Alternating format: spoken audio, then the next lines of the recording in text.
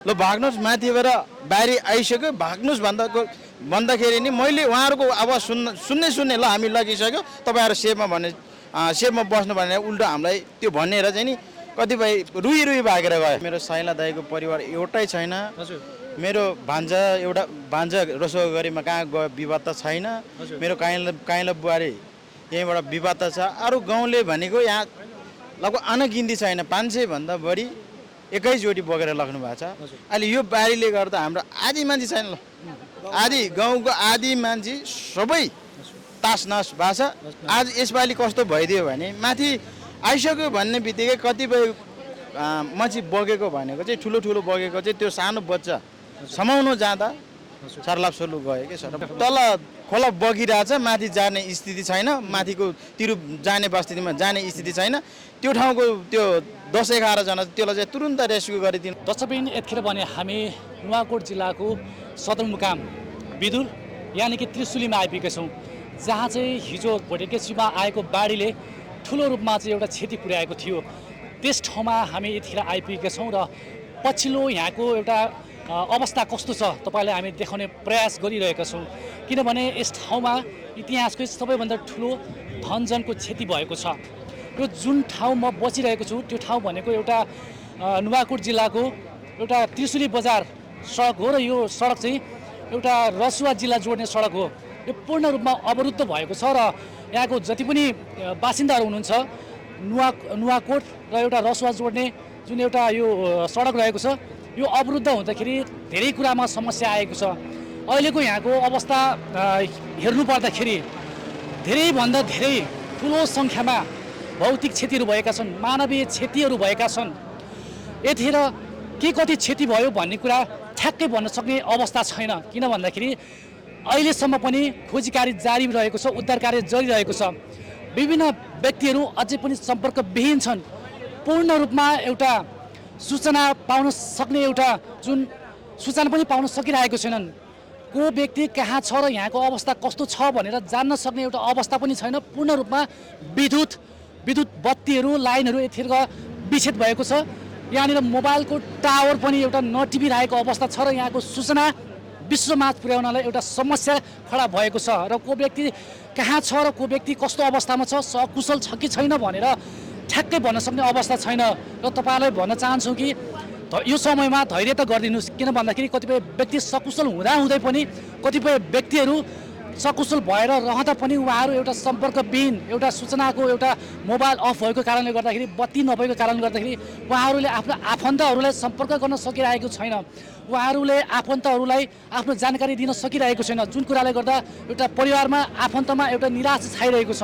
र तपाईँहरू सम्पूर्ण आग्रह गर्न चाहन्छु, यतिखेर नुवाकोट जिल्लाको त्रिशुली बजार पूर्ण रूपमा अहिले एउटा विद्युतको लाइनहरू विच्छेद भएको अवस्था छ, मोबाइलमा टावर रहेको छैन। त्यस कारणले गर्दा धेरैभन्दा धेरै सूचना एउटा पाउन सक्ने अवस्था पनि छैन। तपाईँले यतिखेर देख्नुभएको छ ब्याकग्राउन्डमा तपाईँले जुन एउटा जेसिबी जुन एक्सकाभेटर अहिले सञ्चालन भइरहेको छ। यो रसुवा जोड्ने सडक भएको कारणले गर्दा अब चाहिँ यहाँको सडकलाई अलिकति फेरि पनि पुनः सञ्चालन गर्नको लागि यतिखेर पहिलो प्राथमिकतामा चाहिँ यहाँको सडक सञ्चालन गर्नको लागि जेसिबीहरू एक्सकाभेटरहरू सञ्चालन भइरहेको छ। र यहाँ सुन्नमा आएअनुसार अहिले धेरै समस्याहरू देखिएको छ, जस्तो पानीको समस्याहरू, विभिन्न खानेकुराको समस्याहरू देखिएको छ। र यो समस्यालाई समाधान गर्नको लागि राज्यबाट विभिन्न व्यक्तित्वहरू, अर्थ मन्त्रालयबाट, त्यसपछि विभिन्न निकायबाट यस ठाउँमा आएर चाहिँ एउटा आफ्नो यहाँको वस्तुस्थिति अध्ययन गरिरहेको अवस्था छ। र हामी तपाईँलाई अबको दृश्य के कस्तो रहन्छ हामी तपाईँलाई देखाउन जोड्दै लानेछौँ। यहाँको दृश्य के कस्तो रहेको छ, यहाँको भनौँ न जो एउटा पीडामा पर्नु भएको छ उहाँको अवस्था कस्तो छ र यहाँको समग्र वस्तुस्थिति के छ भन्ने कुरा हामी तपाईँलाई जोड्दै लानेछौँ। तपाईँ भिडियोमा जोडिँदै रहनु होला। यस क्रममा हामीसँग धेरैजना यहाँनिर व्यक्तिहरू हुनुहुन्छ जसले उहाँहरूको एउटा आफन्त गुमाउनु भएको छ। उहाँहरूको आफन्त अहिलेसम्म सम्पर्कविहीन हुनुहुन्छ र उहाँहरू एक अवस्थामा चिन्तित हुनुहुन्छ, पीडामा हुनुहुन्छ।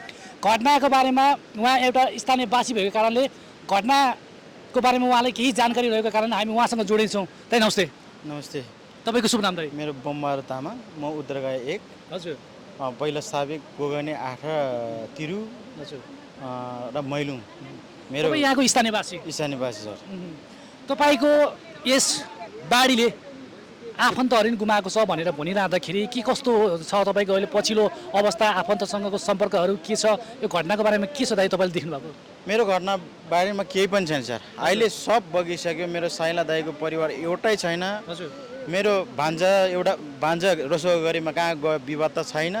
मेरो काइला बुहारी यहीँबाट विवाद त छ। अरू गाउँले भनेको यहाँ लगभग अनगिन्ती छैन, 500 भन्दा बढी एकैचोटि बगेर लग्नु भएको छ। केही छैन। उद्धर गए एकमा पहिला माथिबाट आएर यहाँ खल्डीमा बसेको थियो। खल्डीको बस्ती भने एउटै छैन।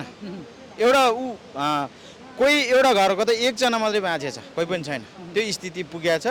म सरकार पक्ष चाहिँ के भन्न चाहन्छु भने यो बारी केरोङदेखि यहाँ पहिला नै आउनु भएको थियो। अहिले यो आएको बारीले बगाएको यो जुन छ नि अहिले लास पाएको छैन। कतिपय कुरो मैलुङ 2-4 जना चाहिँ मैलुङभन्दा माथि भिरमा चाहिँ अलिकति रुएको अवस्थामा चाहिँ मैले भर्खर फोन गर्न आएको छ। त्यसलाई चाहिँ रेस्क्यु गरेर चाहिँ यहाँ नगरसम्म चाहिँ ल्याइदिनु भनेर चाहिँ मैले धेरै रिक्वेस्ट गर्न चाहन्छु। र यो बगेको हाम्रो 1 नम्बरको वडाको जो बगेको लासहरू र हाम्रो जो बगेको दिदीबहिनी र आमा बुवाहरूलाई सबलाई बगेको छ। यसको लासलाई चाहिँ राज्य निकायबाट कुन तरिकालाई यो लास भए पनि हाम्रो अनुहारबाट चाहिँ देख्नु पाउने व्यवस्था चाहिँ राज्यले बनाइदिनुहोस् भन्ने मेरो चाहना इच्छा छ। लासको पहिचान गराइदिनुहोस् र लास हामीलाई पनि एउटा देखाउने वातावरण चाहिँ जे भए पनि यो हेलिकप्टर के अरे प्रयोग गरेर भए पनि साधन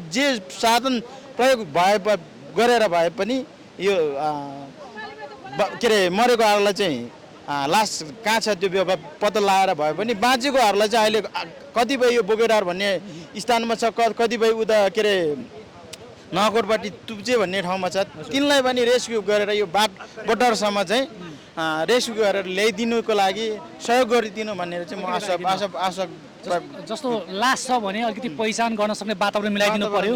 यदि कोही उद्धारमा समस्या छ भने चाँडो उद्धार हुनु पर्यो। तपाईँले भन्नुभएको अहिले अझै पनि उद्धार हुन सकेको छैन भन्नुभयो। कतिजना हुनुहुन्छ त्यो ठाउँमा, कस्तो अवस्था हुनुहुन्छ? 5 जना छ त्यहाँ रेस्क्यु गरेर। त्यो हाम्रो मेरो बहिनी पर्छ होइन, तेन्जी घालेर अनि 2-3 जना छ त्यहाँ रुएर अहिले भर्खर मलाई रुन आएछ। त्यो 216को चाहिँ त्यो पुरा क्याम्पभित्र छ होइन।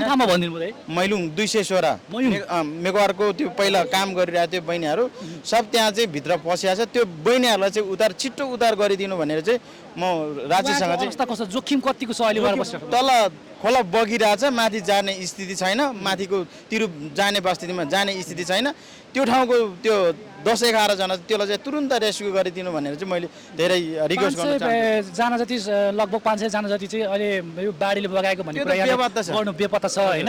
तपाईँको परिवारको सदस्य दाइ पनि भन्नुभयो, दाइ भाउजू भन्नुभयो होइन? मेरो दाइ भाउजू होइन, साइला दाइ भाउजू अनि साइलाको छोरा अनि 2टा छोरा अनि नाति त कति हो नाति एउटै छैन। नातिहरू सबै आफन्तहरू। मैला दाइको छोरी छैन है, अनि त्यसपछि साइला बुहारी छैन, सब छैन। अनि आफन्त त अनगिन्ती छैन, सब बगिसक्यो। यो आफन्तहरू कोही पनि छैन? दाजुभाइ भाउजू कोही पनि छैन? जेठी मैला दाइ र भाउजू बाँच्न सफल भयो, जेठी भाउजू बाँच्न सफल भयो। अरू साइला दाइको त परिवार एउटा नि बाँचेन है। काइला दाइ र छोरी एउटा बाँचेको छ, नातिहरू सबै बगिसक्यो, कोही पनि छैन। अनि काइला दाइ एउटा छ। कसरी बाँच्न सफल हुनुभयो? त्यो समय तपाईँ कहाँ हुनुहुन्थ्यो? म चाहिँ तपाईँको त्यतिखेर मलाई रसोबाट खबर आइसकेपछि मैले सबलाई फोन गरेको थिएँ। म बोटारमा थियो, म बस्ने बोटारमा हुन्थ्यो। अनि मैले माथि सबै मैलुङदेखि सबै ठाउँमा कन्ट्याक्ट भाइसम्म चाहिँ मैले फोन गरेँ, ल भाग्नुहोस्, माथिबाट बारी आइसक्यो, भाग्नुहोस् भन्दाखेरि नि मैले उहाँहरूको आवाज सुन्ने ल हामी लगिसक्यो, तपाईँहरू सेफमा बस्नु भनेर उल्टो हामीलाई त्यो भनेर चाहिँ नि कतिपय रुई भागेर गयो। यो अवस्थामा चाहिँ यो स्थिति छ है। यसलाई चाहिँ राज्य निकायबाट यो बारीले बगेकोहरूलाई चाहिँ जसो रातको लागि पनि उहाँहरूले व्यवस्था गरिदिनु भनेर चाहिँ म उहाँहरू समस्या पुऱ्याइदिनु भनेर चाहिँ म आह्वान गर्न चाहन्छु। तपाईँले उहाँलाई अब सुरक्षित हुनुहोस् भनेर फोन कल गर्दाखेरि उहाँहरूले चाहिँ होइन हामीले अब लगिसक्यो हामीलाई बस्नु भनेर भनिसक्यो। अब हाम्रो बाँच्ने अवस्था छैन, तपाईहरु लगिसक्यो भन्दै त्यसपछि फोन केही पनि के अरे अन्तिम शब्द तपाईँले यही भन्नुभयो तपाईँको दाइले? दाइ भाउजू रे, दाइ भाउजू आबन्दाहरूले सक्दैन तपाईँहरू सेफमा बस्यो, हामी लगिसक्यो भन्ने भयो। अनि त्यसपछि उहाँको फोन स्विच अफ, कन्ट्याक्ट बिन भयो, अहिलेसम्म पत्ता छैन। आँखै अगाडि दाइ है बोल्दा बोल्दै मान्छे बगाए बगाए कोही मोटरसाइकलमा चढ्दै बगेर लाग्यो हेर्नुहोस् त्यो स्थितिमा छ र राज्यले पनि अब ठोस निर्णय गरेर यो आकाशमा मात्रै उड्ने होइन यो हेलिकप्टर होइन अहिले यो अलिकति खोला घट्या छ लास्टको पनि कुन ठाउँमा रहेछ यो उहाँको रुखको अनुहार पनि चिन्नु सकिन्छ कि भने हाम्रो मनमा खुल्ली भइरहेछ त्यसको लागि पनि उहाँहरूले सहयोग गरिदिनु भने म समस्या राख्न चाहन्छु एकदमै दुःखद समयमा छौँ हामी सिङ्गो देश स्तब्ध सधैँ अनि त्यसमा पनि तपाईँले आफ्नो परिवार गुमाउनु भएको छ होइन एकदमै दुःखद घडीमा छौँ हामी राज्यसँग उद्धारको पहल गरिरहनु भएको छ यो घटनामा धेरै तरिकाले विश्लेषण पनि गरिरहेको छ होइन कतिपयले अब देशको प्रधानमन्त्रीले दोष लगाइरहेका छन् कतिपय कसलाई दोष लगाइरहेका छन् कतिपयले भनेको चाइनाको कारणले यस्तो भएको भनिरहेका छन् कतिपयले हिमतालको फुटेको कारण यस्तो भइरहेको हुन्छ तपाईँले चाहिँ के लाग्यो त के कारण यस्तो रहेछ पहिलोचोटि यो घटना घटिरहेको छ होइन सर यस्तो यो त दैविक शक्ति हो होइन कोही प्रधानमन्त्रीलाई दोष लगाउने भन्दा यो समय घटनास्थलमा प्रधानमन्त्रीले पनि यो पार्टी वा त्यो पार्टी हेर्नुहुन्न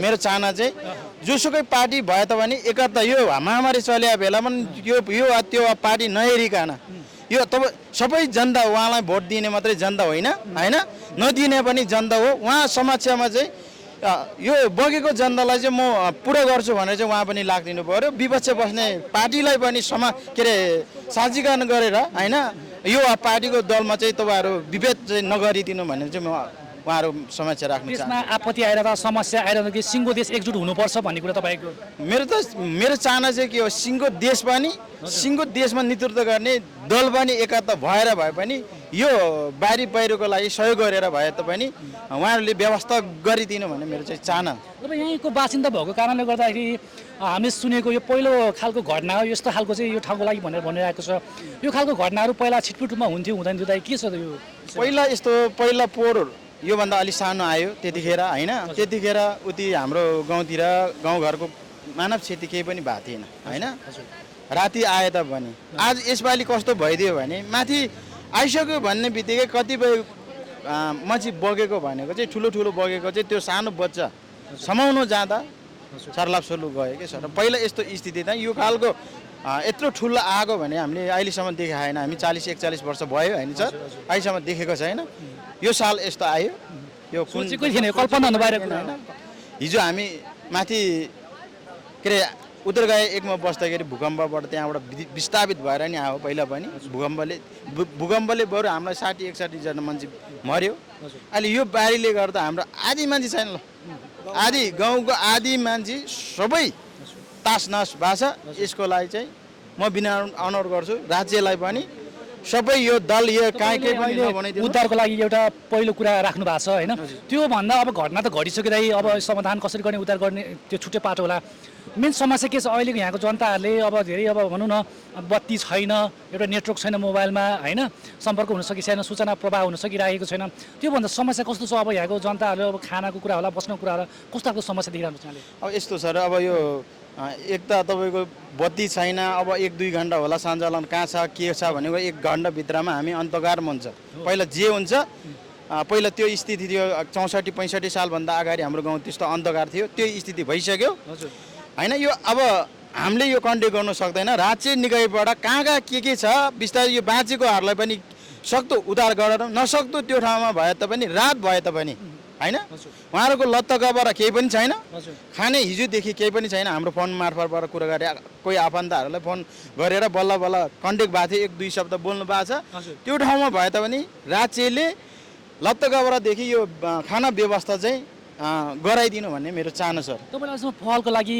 कहाँ कुरा गर्नु भएको छ कोसँग अब हाम्रो अघि प्रदेश पहिला मुख्यमन्त्री हाम्रो बहादुर मन्त्रीसँग नि कुरा गरे प्रदेश मन्त्रीले उहाँसँग नि कुरा भन्यो अब उहाँहरूले चाहिँ के भन्ने राज्यबाट 1-2 सिस्टम गर्दैछ सेना र प्रशासनको रोबरमा चाहिँ हामीले परिचालन गर्छु भनेर चाहिँ उहाँहरूको 1-2 सिस्टम चलाउनु भएको रहेछ होइन अनि उहाँले नि त्यो कुराहरू प्रस्ताव हाम्रो यस्तो छ अब गराउँदैछ भन्नुभएको छ अब राज्यले पनि 1-2 सिस्टम गर्दा हामी राम्रो छौँ तर अलिक छिटो हुनु पर्यो यो हेलिकप्टर माथि मात्रै उठ्यो हेर्नुहोस् आकाशमा मात्रै उठ्यो तर मैलुङमा जुन छ नि 216 मा धेरै मान्छे बसेको छ त्यसलाई उद्धार गर्ने व्यवस्था चाहिँ उहाँहरूले छिटो गराइदिनु तर पछिल्लो जनामा यहाँ बगरमा को छ लास त्यसलाई पनि छिटो खोज्ने व्यवस्था चाहिँ उहाँहरूले बनाइदिनुहोस् भन्ने मेरो हस् धन्यवाद हस् धन्यवाद हस् दर्शकबिन अवश्य पनि एकदम दुःखद घडीमा छौँ। तपाईँले देखिरहनु भएको छ विभिन्न ठाउँबाट काठमाडौँबाट आफ्नो आफन्तहरू खोज्नको लागि यस ठाउँमा आइपुग्नु भएको छ। धेरैजना सम्पर्कविहीन पनि हुनुहुन्छ। उहाँले राज्यसँग आग्रह गरिरहनु भएको छ कि यदि सकुशल छ भनेदेखि चाँडो उद्धार हुनु पर्यो, यदि कोही लास भएको छ भने लासको समेत एउटा व्यवस्थापन हुनु पर्यो, पहिचान हुनु पर्यो भनेर उहाँले माग गरिरहेको छ। र यहाँ जति पनि समस्या छ त्यो चाहिँ राज्यले छिटै हल गरोस् भनेर राज्यसँग आग्रह गरिरहेको अहिलेको पछिल्लो अवस्था छ। तपाईँले देख्न सक्नुहुन्छ यहाँबाट अगाडि बढ्न सक्ने खालको एउटा स्थिति पनि छैन, किनभने सडक बगाइसकेको छ। यहाँनिर बिजुलीको कुनै पनि लाइन त्यो खालको अभाव छ र को कहाँ छ के छ भन्ने अवस्था केही पनि भन्न सक्ने अवस्था छैन।